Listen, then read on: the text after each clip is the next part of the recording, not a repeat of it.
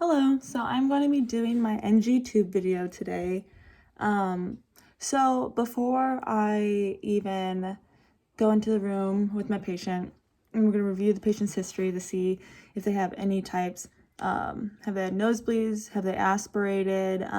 Do they have any nasal polyps? Are they have any discomfort, redness, or any type of bad sinus infections? Do I get them often? Are they chronic?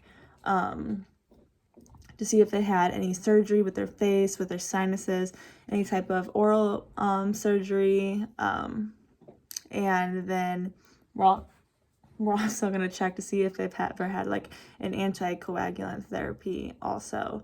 So first things first, when I walk into the room, I'm going to identify my patient with two different identifiers. So I'm like, can I have your name and date of birth, or I would scan their barcode on their wrist.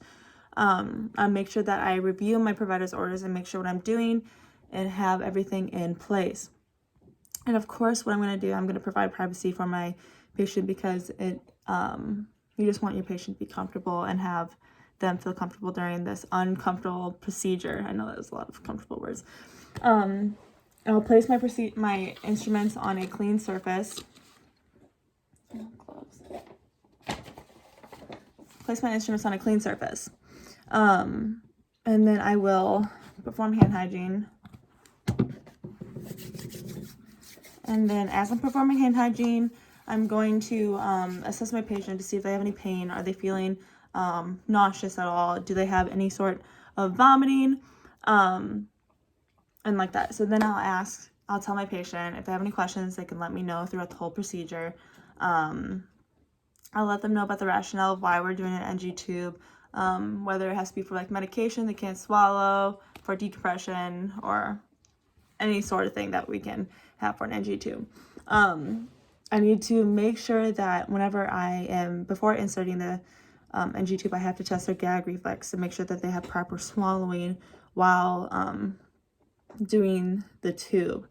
And then of course, for any other procedure, you always have to have verbal consent if it's okay for what you're doing, and if you can proceed with what you're doing as well. And then after everything's done, whenever I remove it at the end, I'll make sure I tell the rationale for why we're removing the NG tube and what we're doing so far. Okay, so I'm going to place my patient up in high Fowler's position, and then I'm going to raise the bed up to my hip level so it's easily accessible and that I can reach it and I can properly insert my G2. Okay, perform hand hygiene, and then I'm going to get 2 pieces of tape ready. So I'll take 2 pieces of tape about 3 inches each. I've already prepared them. Here's 1 piece of tape, and then my other piece of tape I'll have like this. I'm going to slit down the middle like the little fancy pants piece of tape. All right, so then now I perform my hand hygiene. I'm going to put my gloves on. Clean gloves, not sterile. Clean.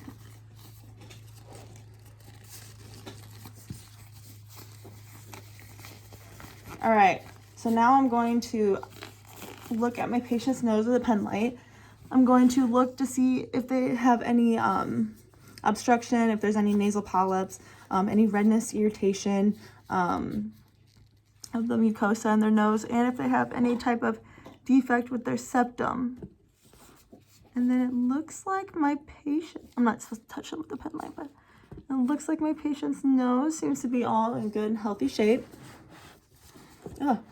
Then I will ask my patient if they've had any nosebleeds recently, if they've had any surgery, like nasal surgery, or if they've had any trauma to their nose or nasal passages. And then they'll say yes or no. So then I will assess for my patient's gag reflex. So I'll have them open their mouth and I'll use a little wooden dispenser, and I'll test, or like a Q-tip round, test their gag reflex with their uvula and make sure that they're able to swallow properly and so forth. Before inserting the NG tube, I have to assess which nair is patent, which one's more patent. So both the nairs of my patient, they seem to be both very patent. So I can choose which one to put it in, or have them choose for a preference of which one they want. Okay. So before I do it, I would have to listen to their lung sounds and then listen to their bowel sounds so I'll get like a baseline of what I'm supposed to be doing before I put the NG tube in so I can test to see if I have any abnormalities or anything when I put the NG tube in. Okay. So I did not have an NG tube in my kit, so I'm going to use the trach suction tube just for measurement and so forth. So when I'm doing the measurement of my NG tube, I'm going to measure from the tip of the nose to the ear down to their xiphoid process. And then I can go a couple more inches past the xiphoid process. And then I will label that with a little marker on my tube to know how far that I'm supposed to go in.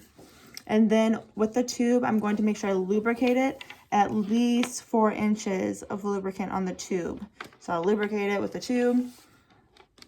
Okay, it's lubricated. All right, now I will slowly insert my NG tube into my patient's nose, the most patent near. So here we go. Okay, so whenever I'm inserting it, I'm going to make sure that the syringe is attached to it. And then I'm going to start inserting it back and towards my patient's ear, whatever side nair that I'm in. Okay, then I'll insert it. Once I'm past the nasal pharynx, I'm going to go down to the oral pharynx, and then I'm going to have my patient I'm going to have my patient put his chin down to its chest when I first enter through the nose, and then once I get past the nasal pharynx, then I'm going to give my patient some water. I'm going to make sure that they start swallowing while I'm inserting it down their throat. And then each time that they swallow, I'll insert a little more. So I'm going to keep inserting it until I reach my mark. And then I reach my mark. So my spot has been reached. I'm going to make sure that I hold my tube the whole time because I do not want to lose my tube or have it anywhere else. Okay. And then after this, I will check the back of the throat of my patient with a pen light to make sure that I see the tube that is in place. And then I'm going to tape it and secure it with my tape. Oops. Okay, and then I'm going to put my fancy pants tape on.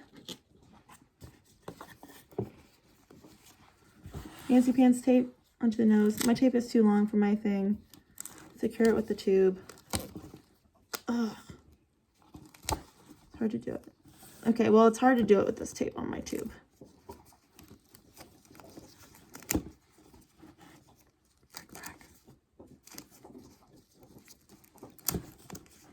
Okay, well, I have it on my tube. It's hard to do it with my tape.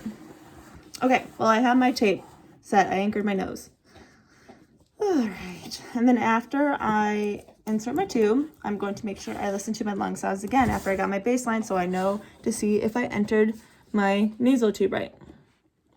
And then after I check the lung sounds and they sound good, then I'm going to test the pH of my gastric contents with their stomach contents through my 60 milliliter syringe. So I'll have my syringe, say it's right here, and I'll pull it out. I'll have it. Then I'll test the pH of my paper. And it should be anywhere from a 2 to a 4 of my pH. And then I would also send them to x-ray to make sure that it is in proper place and that's not in their bronchi with their lungs, because that can be very dangerous for them and they can go into distress and they can die. And then after my gastric contents I take out, I wouldn't want to insert it back into them because I feel like that's gross. So I would discard of the contents unless the protocol for the hospital was I had to put it back in. And then I'll make sure that I fasten the tube to the gown so it won't be tugged or pulled anywhere. Ooh. And then I'll clamp the tube. And then I will have my NG tube inserted. Okay, so then whenever I remove the NG tube, I am going to remove the tape from the nose.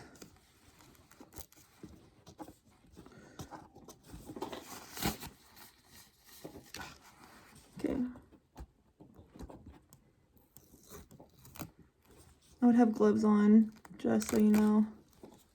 It's hard to get the tape off right now with my gloves because these gloves suck. Holding the tube in place while I do it so I don't yank it out. All right. So I'm going, then I would not let go of the tube. I'd hold the tube the whole time as I took the tape off. Then I would detach my tube from the patient's gown.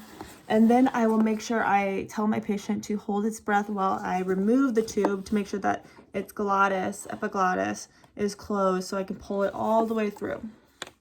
So I'm going to have them hold their breath and then withdraw the tube steadily. And there might be coughing and discomfort and so forth. And then I'm going to make sure I inspect the tube for anything abnormal or anything that looks abnormal, or drainage or intactness of the tube, or anything falls off of it, or breakage or anything like that of the tube. So then I will discard all of this into the proper receptacle. I'm going to remove my gloves, perform hand hygiene, and then ask my patient this comfort level, and then assess their nose and make sure that it all looks okay and that there's no skin breakdown or anything like that. Perform hand hygiene. Then I will make sure that side rails are up when I perform hand hygiene.